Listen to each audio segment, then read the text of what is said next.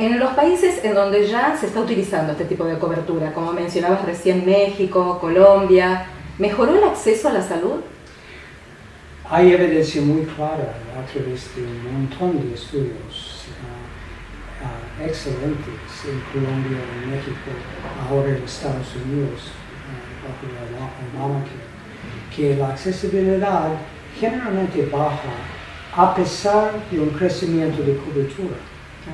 Entonces, la cobertura es que decir, hay un porcentaje mayor de la población que tiene cobertura en teoría, ¿no? Aunque queda un porcentaje de la población sin ninguna cobertura. Por ejemplo, Obamacare, comenzamos con 50 millones de personas sin cobertura de cualquier tipo, y ahora bajo de Obamacare sigue 25 millones de personas sin ninguna cobertura. Pero además de este aspecto, de faltar cobertura, bajo de cobertura universal, hay también el problema de subsidio que mencioné anteriormente, que los costos de bolsillo quedan tan altos que no es posible acceder a los servicios necesarios, por una mayoría de servicios necesarios. O sea que te dificulta el acceso, no lo mejora. Sí, excepto en circunstancias que mencioné, cuando haya un sector público fuerte que sigue después, por ejemplo, en estados o municipios que ya existen un sector fuerte, un sector público fuerte que ofrece el servicio. ¿Cuál es el papel de las sociedades filantrópicas y las ONG en su relación entre el capitalismo y la salud? Entonces es un tema muy importante. Los que fomentan la cobertura universal de salud incluyen, por ejemplo, la Fundación Rockefeller y la Fundación Gates, que básicamente están fomentándolo en colaboración con las instituciones internacionales financieras, por ejemplo, el Banco Mundial, el Fondo Monetario Internacional, el Banco Interamericano.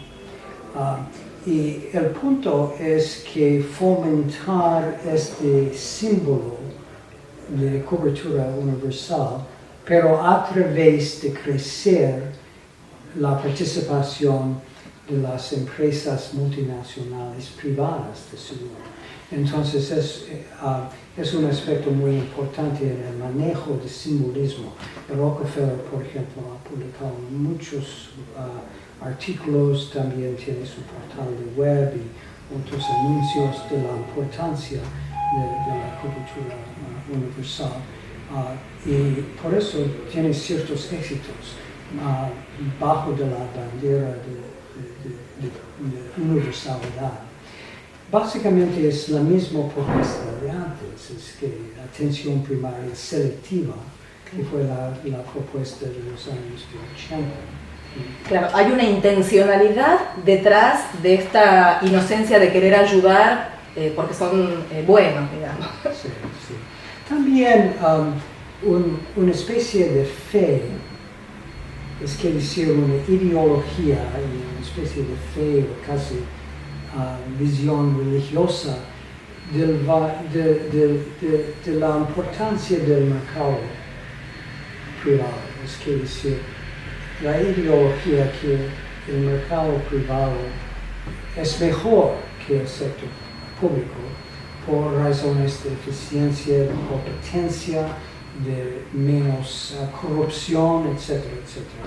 Entonces, por ejemplo, tengo una parte de mi charla que trata de la ideología, fe, religión de la cobertura universal, asunciones bajo de la bandera de la ciencia, claro, de la economía, pero sin datos, sin hallazgos que hacen una situación mejor después.